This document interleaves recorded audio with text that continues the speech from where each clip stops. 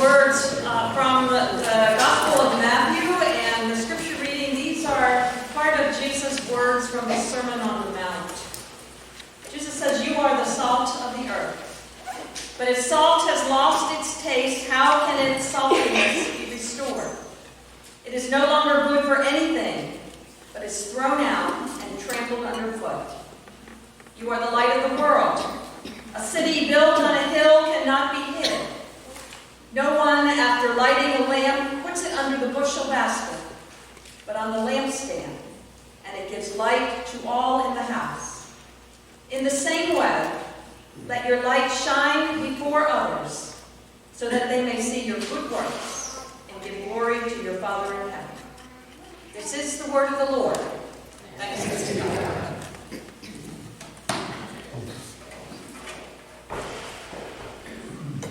Jesus said, "You are the salt of the earth." It's been a good part of this past week reading about salt. And you can write a whole history of the world just by tracing the story of salt. If you've ever read the book by Mark Polanski, Salt, A History of the World, he does exactly that. Jesus said, "You are the salt of the earth." And in the Greek, the emphasis is on the word you. You are the salt. The mood of Jesus' teaching is not soft, it's not meek, it's not timid. These words are strong. You are the salt of the earth. I don't think we have the same understanding of the value of salt as they did in Jesus' time. In the biblical times, salt was very important as a preserver. People back then didn't have refrigerators. There were no ice cube makers, and so salt was necessary to preserve food. They preserved vegetables. They would preserve fish for the winter time, salted, dried out. Salt was critical to survival. And when they would offer their cereal offerings in worship, the Jews always put some salt on the offering so the cereal would not rot or mold. If you don't have salt, all you have is decay. You need salt to preserve life. When they had new babies, they would wash the babies in salt water for medicinal purposes. Salt water was understood to help preserve and protect the baby's life. There was a common saying of a person's life was as valuable as a bag of salt. Jesus said, "You are the salt of the earth. You are of great worth to care for, to protect, to preserve life." The Jews in the biblical times would make a covenant with each other, but there was no written contract. You would take some salt, and I would take some salt from my house, and we would throw it over the shoulder of the other, not as a sign of good luck. Salt was symbolic of the preservation of a contract, of a promise to be kept. You are the salt of the earth. Salt was a symbol of loyalty and friendship. One writer in his travels in Arabia appealed more than once to the belief of the Arabs in the salt covenant to save his life. Once an Arab had received in his tent even his worst enemy and has eaten salt or eaten food with them, he is bound to protect that guest as long as he remains.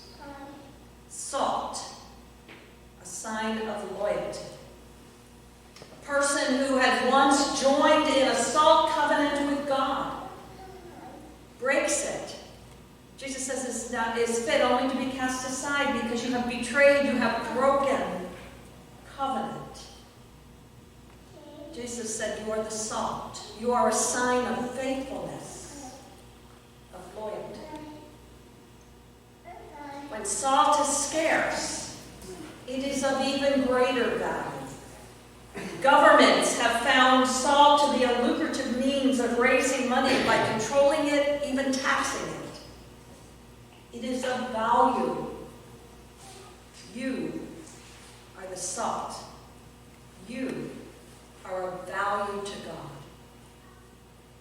Salt was also important in the biblical times because of war.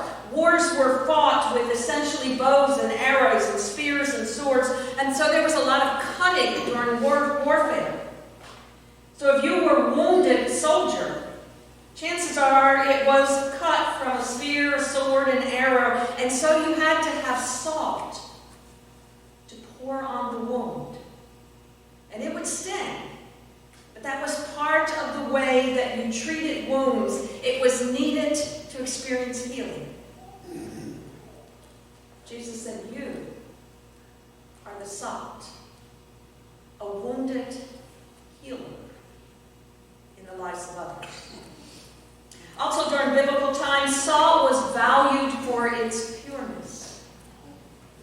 There's a story of a woman. She was going to salt her fish to preserve them with the salt that she had purchased at the market. But lo and behold, the salesman at the market had cheated her. And what had he done?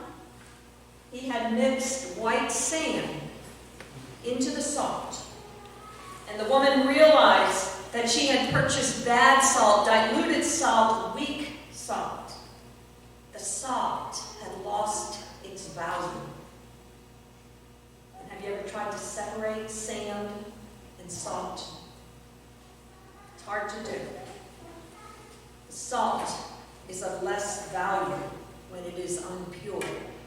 Jesus said, you are the salt of the earth. Jesus had just declared in a few verses previous to this that blessed are the pure in heart. Jesus was talking about those who were single-hearted, who were single-minded, sincere, without mixed motives. Those who were pure. Blessed are you. Salt is also a catalyst. Modern visitors to Israel who travel the road north from Jerusalem to Shechem notice clay ovens next to some houses. Many prefer to cook in these outdoor ovens rather than on electric or propane gas stoves. Ovens like these have been around since ancient times. And in the biblical period, each village often had a common oven. And the common fuel for that oven was something that was more plentiful than wood. Camel or donkey dung. And one of the duties, young ladies, listen to this, one of your jobs that you had to learn was to collect the dung, mix the salt in it, mold it into patties to be left in the sun to dry. In Middle East countries, third world countries, even today, dung patties are still used as fuel. A slab of salt was placed at the base of the oven, on it the salted dung patty, and salt had a catalytic property which would cause the dung to burn. Eventually, that salt slab loses its catalytic ability and becomes useless. Or as Jesus says, it's good for nothing but to be thrown out into the dirt, to be stepped on. Jesus says, you, my disciples, are the salt.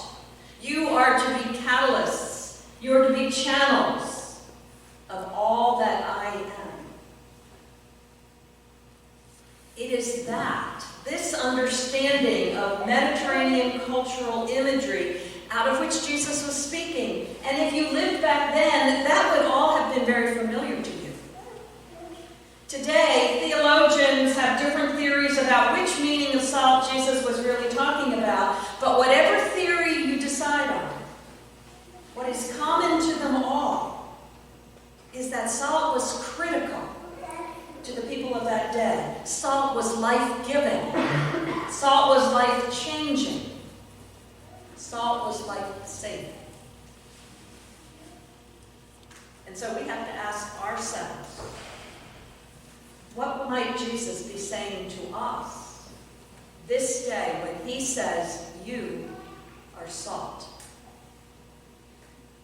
In Frederick Buechner's sermon, The Church, Buechner says, Jesus calls us to live this. You are the salt of the earth. We are to bring out the true flavor of what it is to be alive truly and fully as followers of Jesus. We are to be life givers to others.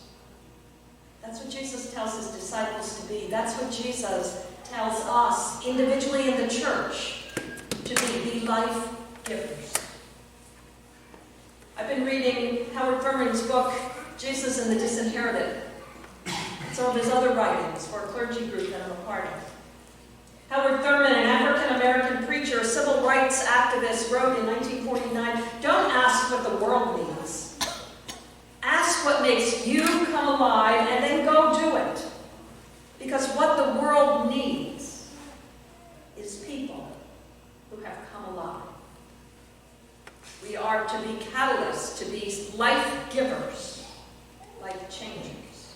Jesus' words are meant to shake us, to remind us of what we carry in our bones, the life-giving presence of Jesus. Jesus says we are the salt in this world.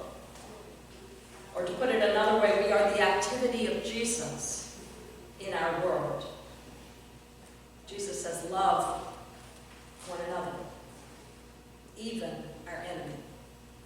Care for the other, even the one who simply squanders our care. Serve the other, even the one who lords it over you. Forgive the other again and again and again. Embrace, include, even the one who casts you aside. If you and I, the church, are doing things like that, then we are being what Jesus told us to be, salt. If we are not doing things like that, no matter how many other good things and useful things we may be doing, we are not being who Jesus calls us to be. It's as simple as that.